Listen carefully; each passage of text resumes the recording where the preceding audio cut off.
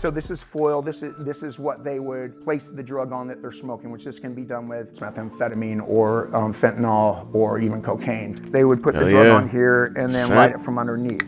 They light it underneath and vaporize it, and then they follow it with a straw. These are glass pipes that are also used for vaporization of different drugs. This here typically used for cocaine. And again, we aren't trying to encourage drug use or enable drug use at all. You know, in fact, no human being ever has woke up in the history of time and said, hey, you know what, there's a syringe access site down the street. I think I'm gonna start banging fentanyl today in my arm or smoking fentanyl. I have, however, met people who are unable to access sterile supplies or a safe place to use them. And if I can enable them on either one of those. No, all jokes aside, that's crazy.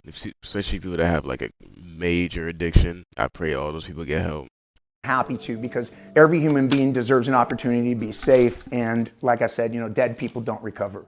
It's part of San Francisco's public health strategy called harm reduction, taking steps to reduce the negative consequences of using drugs. My name is Andrew Callahan, and you're watching Channel 5 News. This episode was filmed at one of the many harm reduction facilities in San Francisco, which provide free access to sterile syringes, clean crack pipes, fresh foil, and so forth. Many local drug users use these services on a daily basis. Yeah, my name is Dennis. I've been doing fentanyl for some years now. Do you use any of the harm reduction services they offer out here? Yeah, I use them. I use them to get what I need, get my foil, get my tutors, get my shit. You know what I'm saying? Keep it rolling. I keeps it rolling. Yeah. So you just kind of go there and they hand it out? Yeah. Tried to get clean before? That's crazy. Nah, I haven't tried to get clean. Do you want to?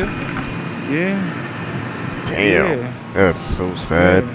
From a funding perspective, most of these facilities receive federal grants from the CDC. Our grants provide funding for public health programs and research. But the majority of the funding comes from the city of San Francisco itself. Last year, SF allocated $18.6 million to these programs. This was very controversial and resulted in a ton of negative media attention. Like this. Do you want to commute through a fentanyl caliphate? Go to San Francisco. It's the most comfortable rock bottom around. We already have a crime problem, so let's add to it and make accessing crack pipes easier. They leave you alone at rock bottom. Rock bottom's so cushy, they keep you alive. Beyond assisted suicide, it's an abandonment. They would rather assist you to become a zombie instead of being against the immigration crisis, right? San Francisco is coming to a city near you. Because liberalism spreads worse than a virus from a Chinese lab. This type of coverage caused San Francisco to enact a media blackout policy to anybody working in harm reduction. But thankfully, the kind people of the Gubbio Project, a local nonprofit, allowed us to go inside for a full tour. Here it is. My name is Bill Buellman, and I'm just a humble consultant for the Gubbio Project for their harm reduction program, their syringe access program. For sure. So can we check out some of the supplies you give out? Sure. Okay, so that there is 100 syringes. They come in packs of 10. You know, they vary by gauge as well as length. Most people kind of know what size is best for them, but if they don't or they ask about it, I will give suggestions based on what kind of substances they're using, how often they're using, what their vein health is like, things like that. And there's a whole lot of other injection supplies in here. These are what are called cookers or tops, and this is where somebody would mix their substance and then heat it if appropriate, and then they would draw it up using that cotton through there. This is a tourniquet that helps them to locate a vein in a healthier way. I'm not trying to help anybody get high here, you know. I am trying to help them be as safe as possible and reduce any potential harms that could be secondary to, in this case, injection drug use. Whenever somebody injects, they're creating a wound. So how you create that wound and how you matters big time in terms of, you know, introduction of bacteria. So they're helping them get high in a healthy way. I had some ignorance as well as some judgments around these things before COVID, right? These things prevent so many things from being passed in other ways, right? Orally, by sharing pipes, right? Herpes, right? You know, the oral version, at least. Well, yeah. This, to me, is the most important part. This is the one, some people call them pipe cozies. These are actually repurposed spark plug covers.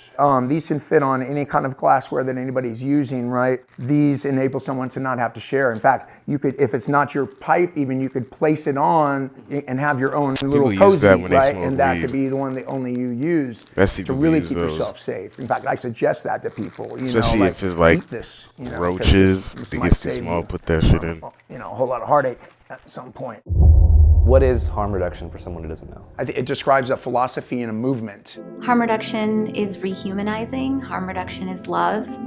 Harm reduction is kindness. Harm reduction is helping. It's not just about you, it's about us. For most of the time when it pertains to the work I do, it's about people who use drugs and helping people who use drugs to be a little healthier and safer, whatever that looks like. Because it needs to be directed by them. And that's part of the philosophical part that I was talking about, right? And it's exactly why this group of local activists is here, setting up this pop-up safe consumption site. It's a place for people to use their drugs. Bro, you already had them at needles. They was already like.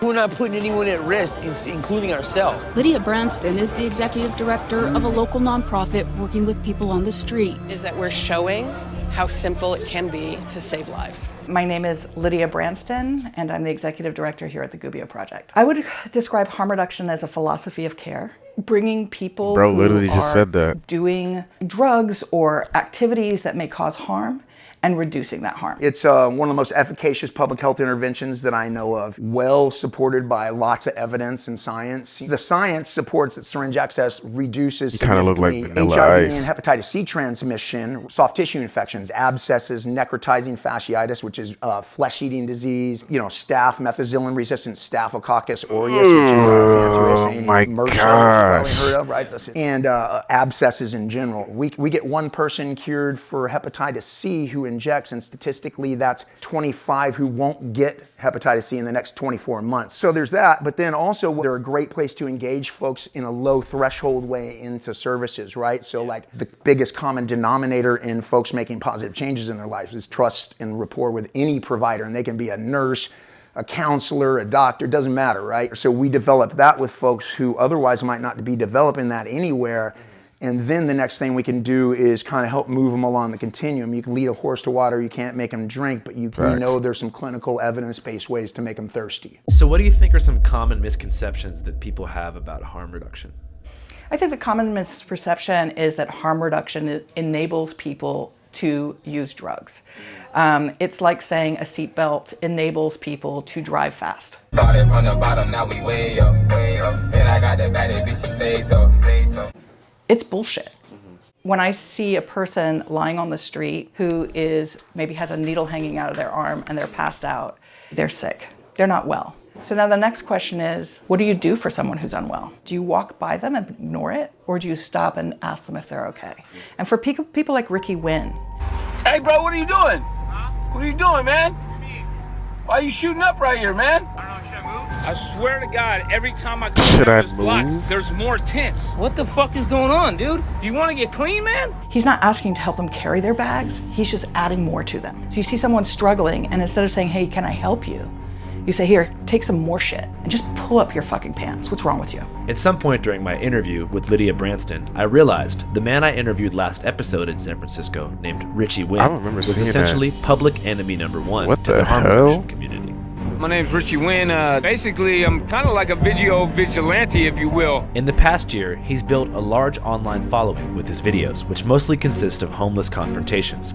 Hey, bro, you know people got kids and stuff like that. You out here rolling up heroin or fentanyl? You can't be doing that right here. Have a little fucking respect, man, for people that pay rent. You shooting up right here, bro? You want to do that in front of the kids, man? Clean that shit up, bro. That shit's ugly, bro. You can't set things on fire, man. You gotta put that out. And he absolutely hates harm reduction. See, this is why I cannot stand the harm reduction people, because they're turning people into real life schmeagles out here. What you got going, buddy? You all right? Oh my God. Is that the stuff from the harm reduction site? You gotta stop fucking with this shit, bro. Where did you get all the stuff in the black bag? These nonprofits, these harm reduction creeps are passing it out on the street. That's what I'm confused about. Like, how is that helping? They literally just taking this stuff and going back to doing what they originally were doing. These harm reduction people that have a stranglehold here on our city here and our tax money. I'm anti-harm reduction. I'm anti-giving out paraphernalia to struggling addicts. So you prefer an abstinence model?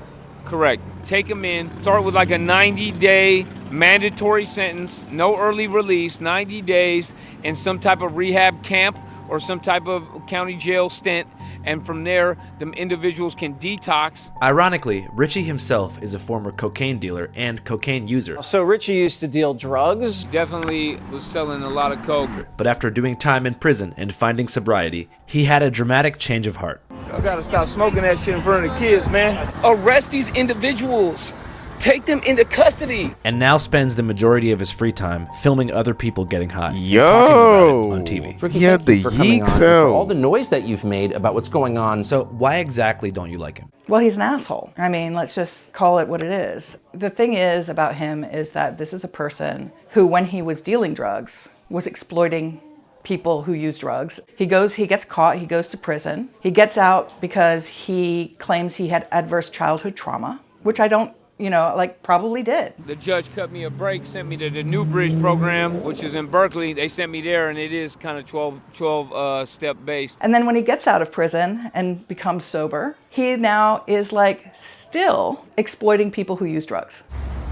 It's fucking bananas out here. Right? For money. Don't ever disrespect looking like you just got electrocuted. Don't ever disrespect looking like you got knocked out by Debo. He doesn't do this for entertainment. He's getting paid. He's getting paid by clicks. He's getting paid by the Fox News. He's getting all kinds of internet fame and fortune that comes. This is a person who's pulling up the ladder behind him. He got out of his sentence because of leniency of the progressive government. And now he's out there saying, oh, see, I got leniency, but all you need to go to jail. The drug use, the tents, I mean, it's just too much now. It's great to say I have achieved sobriety and congratulations. Holy shit, I need to But share. then to spread hate across all of the internet on people who are still struggling, it's wrong. Obviously. I literally opened Twitter and I see Suki on the street with half her ass out. See, this is what I talk about. This is what crack does to people. I'm not gonna show it, but there's some pretty heavy beef going on here. So I think I should mention. Richie told me he doesn't do it for the money, the clout, or to spread hate. Like many other conservative activists, he says his primary goal is to protect the children. I don't think the children should have to see it because it's grotesque. A lot of it is, it's harsh to see. It is very gruesome. It's graphic stuff and exposing children to it's child abuse. Harm reduction advocates, however, do not believe that exposing children to homelessness is child abuse. They actually think it's important for kids to see, and in some cases, even engage with the unhoused, to develop a sense of empathy early on in life for a group of people who are often shunned by polite society. You're creating this sort of sense of lack of safety in children by pointing out that those people are not worthy. So I'm a parent. I have a 15-year-old daughter. My daughter was raised while I was working at St. Anthony's in the Tenderloin, and she grew up knowing people from all walks of life. She is not scared of people who are homeless. She is not scared of people who use drugs. But the thing is, I didn't educate her to be. She has opinions of her own. I was once told by a preschool teacher, she was like, when a kid says something outrageous. Good afternoon, boys and girls. Shut the fuck up. Hey. Instead of shutting them down, ask them why. Like, for example, if you're walking down the street and there's a guy with a beard in a skirt, and my kid starts to laugh, and I say, don't laugh at that person. Right? Rather than saying, why are you laughing at that person? You don't know what the answer is going to be. The answer could be, wow, those shoes really don't match that skirt. Right? Kids are very pure. No, so why it you is fat about wearing a being open and honest, knowing and you're being able to have conversations XL. about the activities that people are having, and seeing if we can get them to be healthier and safer. Lydia believes normalizing the visibility of homeless people is crucial, especially now, as homelessness has just hit a 10-year record high. A disturbing analysis on homelessness in the U.S. coming from the Wall Street Journal. The article says the homeless figures are up roughly 11% from last year. That's the biggest recorded increase. God it says the surge reflects the basic unaffordability of housing across the U.S. and the continuing opioid crisis. She says the best way to get people off the streets is to begin by offering complimentary services. For people who are on the street experiencing crisis, especially people who've been on the street for a long time, the way that they ask questions often is, I can't have a cup of coffee, can I? I can't use the bathroom, can I? Right? So we'd like to start with yeses. So we start with very easy services to say yes to. We have a group that comes and does massages. Would you like a neck massage? Like it's a shoulder massage, it's a chair, right? That's an easy yes. We have nurses that come and do foot shower. That's an easy yes, right? First, the next level is we have nurses who come and do vaccines. Are you interested in a vaccine? Getting people accustomed to starting to care for their bodies. And through that, and through being able to have conversations around. You rather offer them a shower, new clothes, you want to give them a massage?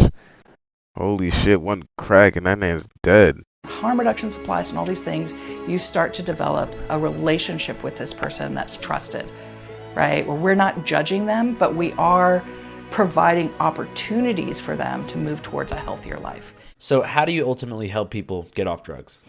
I don't get anyone off drugs. People get themselves off drugs. What I do is offer people opportunities and give them hope. Richie does not buy it. I believe that they should have the autonomy to stay outside and keep using drugs. Like, that's what a lot of people will say. They'll say, well, it's their choice. You know, the war on drugs failed. Well, no, the war on drugs didn't fail. Because, look, I got clean through the jail system. Everyone I know that got sobriety got arrested. No, do not do that. And then got perpetual sobriety through the court system. Lucas Couliard was sentenced to 1 to 4 years for felony drug possession as an addict. My mother, my brothers, my aunties, all of them. My whole family is criminals. My mom just got indicted by the federal government in 2015. Jesus. Yeah, and she's 60 some odd years old, and she's now clean and doing good. What'd she get in trouble for? Conspiracy to traffic heroin. And she went down with my brother. My brother, same thing. He just came home from an 8-year bid, did RDAP in federal prison. The BOP's Residential Drug Abuse Program, or RDAP, focuses on teaching new skills such as rational thinking, impulse control, and emotional self-regulation.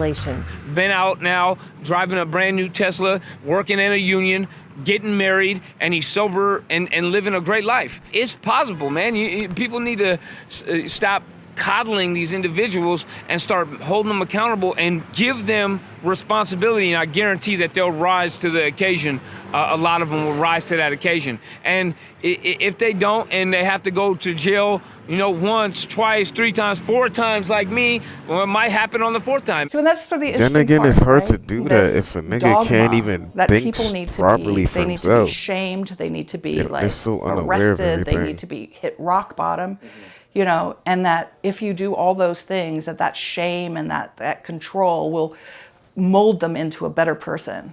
But what I'm seeing out on the street is that shame is a cycle that continues to drag people down. It sounds pithy, but love and support and compassion actually works. Like, people don't get sober because they're ashamed. Never mind Jeff Tremaine. He's such a fat pussy. There's no need to talk about him. People may go to treatment because they're ashamed. Jackass was everything to me. People who stay sober, it's because they love, right? They're learning to love themselves. They're learning to love their families again. They're learning to love their community, right? Those people give back. Now, that Such being a said, random example. Nigga put up Gucci Mane. The only harm reduction that should be going on is Narcan. This I have no transmission was problem with that. crazy, You though. want to go around and give out Narcan to individuals so they don't OD on their own accord? That's fine. You need Narcan?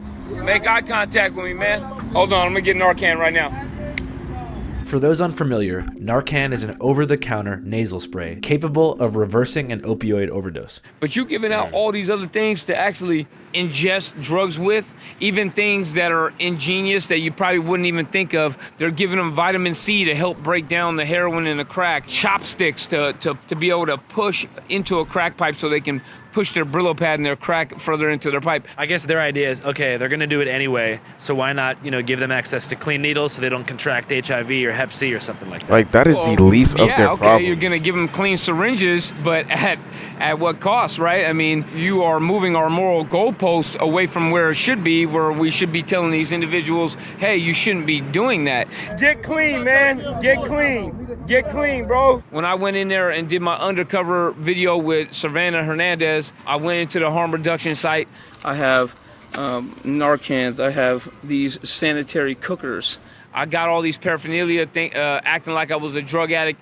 And at the end there, I said, you know what? I really want all this stuff because I want to get high, but I also want to get clean. Where could I go into a rehab? Where could I get clean at? And they had no idea. Bullshit. And when someone says they want to go to treatment or they want to go to detox, I put them in my car, we take them there.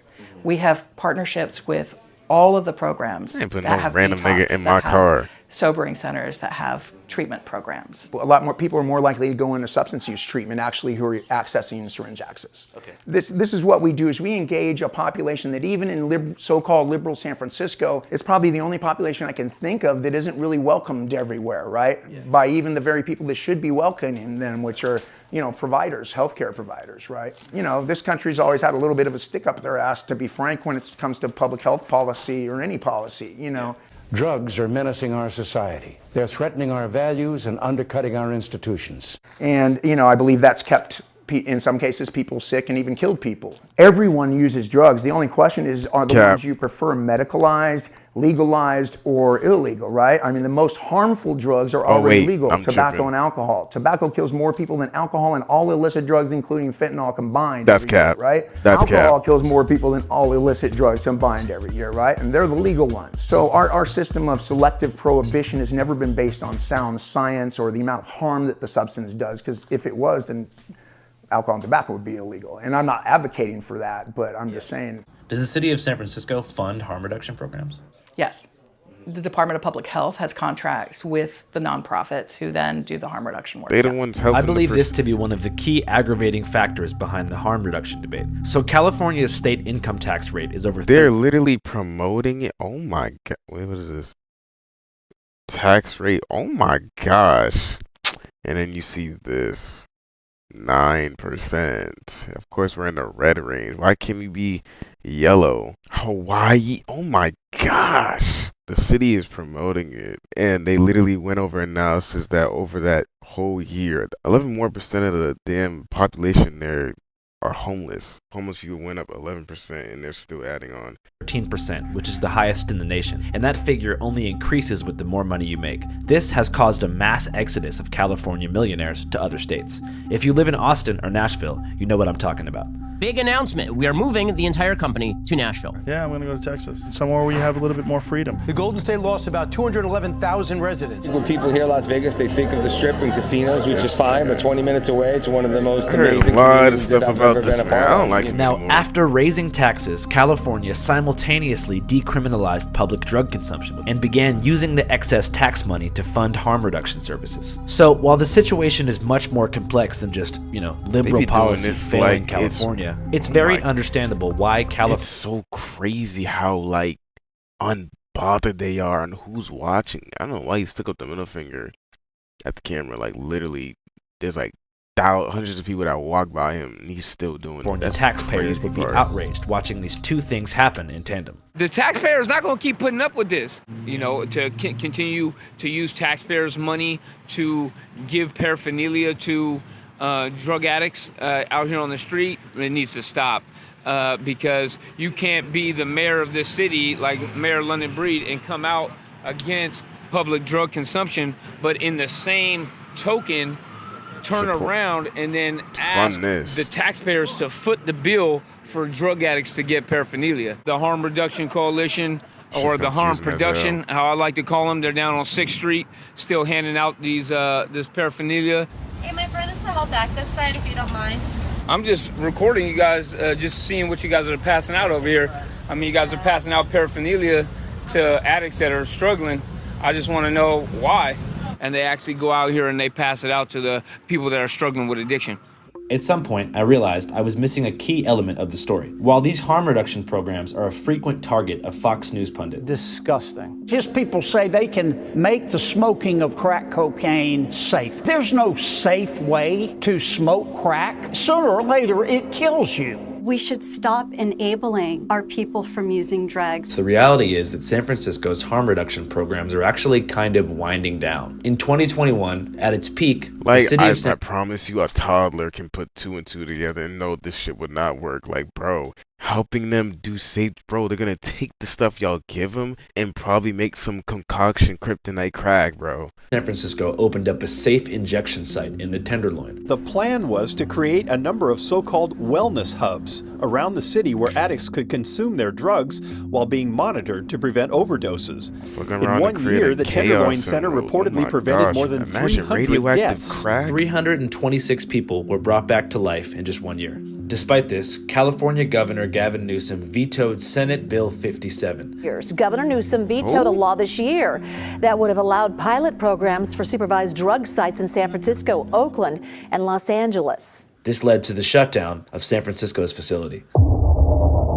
So if you look across the street, right, where this green boards is at, right, this used to be a harm reduction site. I worked it there for about a year and a half, feel me, when they first opened. That motherfucker was overly cracking. That's where you go get the fresh needles, you know what I'm talking about? If you overdose, they'd bring you back to life and send you on about your life. If you needed housing, they had housing resources. If you want to get a cool hygiene pack, you know, to get yourself right during the evening, as you can see, it's nothing there no more. They closed that motherfucker down. It was only open for a year. They talking about it was a temporary little test run for San Francisco. Now you got motherfuckers back on the street, you feel me? Open that motherfucker back up. You open that motherfucker back up, you ain't gotta worry about no neighbors going to City Hall and complaining about some shit that they, you feel me, been going on before they time. You know what I'm talking about? So you support harm reduction like that? Support harm reduction all the way. I work full-fledged in that motherfucker. Even the people out here, ask them about it, they gonna agree with it too. Harm reduction was everything, for shit sure. Shout out to harm reduction on everything. That motherfucker kept people heart beating and everything, man. I'm very disappointed that Gavin Newsom has decided to take a political stance on It's just not what working is for a everyone. health issue. It looked like And it was a so, test that you know, just didn't again, work. it is not easy to support people who use drugs, you know, because anytime you give people support who are using drugs, you're considered to be an enabler, right? And that you're just encouraging this bad behavior. And drug use and drug, disorders are a medical condition and should be treated as a medical condition. But instead, it's a political volleyball. It's now harder than ever for drug users in San Francisco to gain access to safe use supplies and Narcan, which, by the way, is getting more expensive because more people are dying from fentanyl overdoses. You know, those packaged Narcans, the nasal survivor. one, cost about Not lying. $150 per box of Narcan of 2. Yeah. But injectable Narcan, like the vials that you could do injectable, is about $1.50. It's the patent on the actual device that delivers it to your nose that allows the pharmaceutical companies. There we go again. So the same company that owns the patent for the mechanism that sprays So a Narcan nigga into your can do nose crack. just paid out a $4.3 billion You take his settlement for reboot card, improperly he advertising snorts that, and prescription he's pain coming back to medication. life That company to is do it called again. Teva Pharmaceuticals. Teva Pharmaceuticals basically what I reached just a got from $4.3 that. billion deal in a What are we nationwide doing? opioid settlement. According to the agreement, the Israel-based drug manufacturer will pay that money out to states, local governments, and Native American tribes. Yes, the same company that helped spark the opioid crisis is now making Narcan more expensive to subsidize their payments to the state of Texas and local Native American tribes. However, it is still possible to gain access to free Narcan in the Bay Area. A nonprofit called Lost Souls Courier Collective, ran by bike messenger Antonio Chavez, offers free Narcan delivery 24/7, 7 days a week, anywhere in the city. My name is Antonio Chavez. That is not a I work do-rag. for Lost Soul Courier Collective. It's a nonprofit organization that we're legit. We're incorporated. This is something that I set out to do after a lot of friends Kinda look like and Phantom. family passed away from drug overdoses and drug-related deaths. I lost a lot of people one after the other. You know, like I just kept getting these calls at in the middle of the night, like, yo, so-and-so, they're gone, man. You know, and that shit, it tore me up. And it really got me to thinking damn dude, I've really treated a lot of people that I love the most in really terrible ways, you know, because of the way that I've been conditioned to think about these things. My father gave me permission to talk to you guys about it, you know, he was on the pipe all of my childhood, you know. He was homeless for a while. He was staying in a tent, one of these, you know, screaming at the sky. One of those, you know? And I remember being a little kid and knowing that I had a dad, but knowing that he was out there and really missing him. And I think it did something to me when I was a kid, you know, that classic thing of, was it my fault? Is it something that I did to him? Did he choose the drugs over me? Did he choose to get high over being here with his son, you know? And It's just saying that it's hard to get off. I feel like that's just the first you want immediate human response, is to be offended and hurt because you feel like they're choosing, you know, over you. But now that it took my own drug use, me sitting in the house I grew up in, spun the fuck out, and I'm like, damn, that's how easy it is. They got me too. How human we all are, you know? My grandfather died from complications from an overdose. You know, he was on a needle. He was on on hop. And this is before I was even born, man. So like really trip off how heavy that is. Like the drugs have been here. They like this whole thing with like this Fox News talking pundit, like talking head, like, okay, Raw Ricky. I seen that, you know, I kept it real with the man right here. Dudes like that are like over here laughing and like pointing a camera like it's funny. There's nothing funny about it. What is that, a eye patch? A Dorito chip bag? No, them Lay's. That's crazy. With the Band-Aid eye patch though. This is death row right here. You know what I'm saying? The streets are death row. And they're like busy like talking about just say no. Like that worked 50 years ago. That shit has been pumped into your head ever since you were a little kid. Drugs. Some of the big kids do them.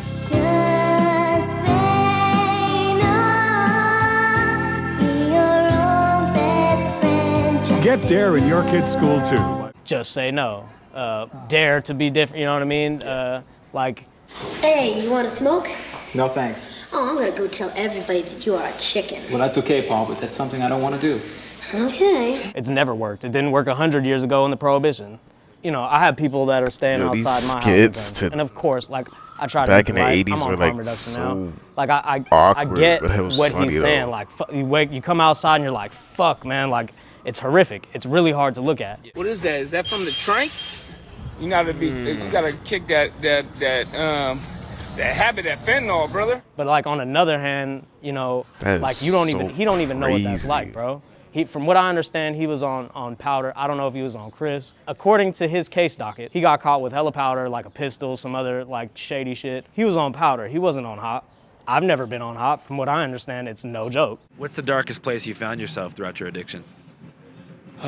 In that, man, sitting on a railroad track at like maybe 4 a.m., 5 a.m. in the morning, coked out, drinking some low budget alcohol, and just woe is me type situation. Have you ever shot dope or like smoked meth?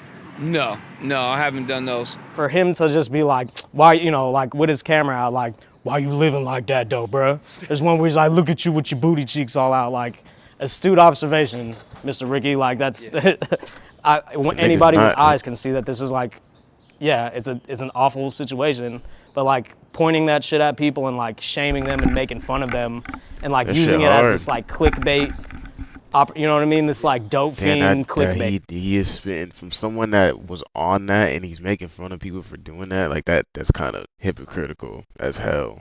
It's insane to me, and it's really like, it's grotesque, dude. You know, people everybody on that side of the fence says abstinence is the only way. Like he's been on the other side. It's zero tolerance, man. We gotta have zero tolerance. We cannot do this. We gotta click the lights on and tell them the party's over. You know, the party's over here in San Francisco. We don't want no more tents. We don't want no more drug use. We don't want any of that. Okay, you guys have made mistakes before, right? I highly doubt that anybody from that side of the fence has never gotten high once. And with fentanyl, you know, it's this thing where you might not even know that you're taking fentanyl. If you don't know what you got and you're not used to opioids, that's it, you're done. At 22 years old, Sawyer Post made a mistake. He tried Percocet, a prescription painkiller. The Percocet itself was laced with fentanyl. Unfortunately, my son. Krista says she believes this was Trinity's first time trying drugs. 9-year-old died from a fentanyl overdose. Where's the just say no aspect in that? You know, like where's the room for error? There is none. What they're saying, you know, especially now, it's always been the case, but just say no has never worked. And especially now, it's costing people lives. What the hell is this is what really 9-year-old irritates doing me with about the fent? situation, right? We had a safe consumption site. I don't know what the gripe with that is, but the safe consumption site is gone now. And it's this thing where it's like, dude, you guys say you don't want to see people shooting up and lighting up in the streets. And then they give them a place to go to do it because it's a medical, like now it's a necessity. Like people use drugs for you know, recreational use, of course, yes.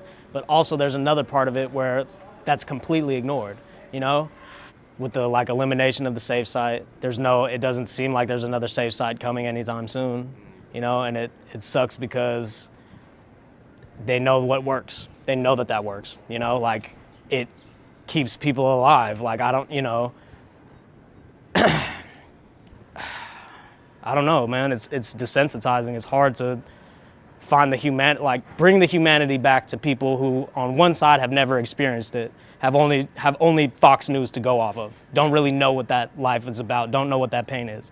And on the other side of the coin, you have people like Raw Ricky and people that have like grown up in turmoil and in fucked up situations where shit's real, and that's the kind of shit that happens on a daily basis. I grew up in a household where there was a lot of drug use, and it had a negative impact on my life. I was the same way. Like I said, the first time I seen somebody shooting up or taking a shit in the street, I must have been no older than my son. I must have been like a tiny little boy. I've seen it a lot, and you learn after a while. I think I started noticing it more gross, when I you was learn to just step when I over started it. taking You public get desensitized. transportation. Like, oh well, fuck them. Fuck them. That's Like, the they life would they just chose. be laid it out took in the me street losing or in people to be like, big damn, dude, groups. like if I could talk to them right now, like I just close my eyes and I like talk to them in my head right now, and I want to apologize. I'm like, fuck, man. Like if I could talk to the people that I'm thinking of, I'm not gonna say their names, but I'd be like, fuck, man. Like I'm sorry, bro. I'm sorry I said all that shit. You can tell Sorry I he really treated you cares. the He's way I trying not did. to cry. And I know that he'd be like, it's all good, bro. I know you love me. And I know that's what it is. Like at the base of all of that, it's really hard, bro. It's, you want people to do the best for themselves. You want people to like live the life that you think they should live. And, sometimes you got to make peace with that's never going to happen. People are going to die out here, and all I can do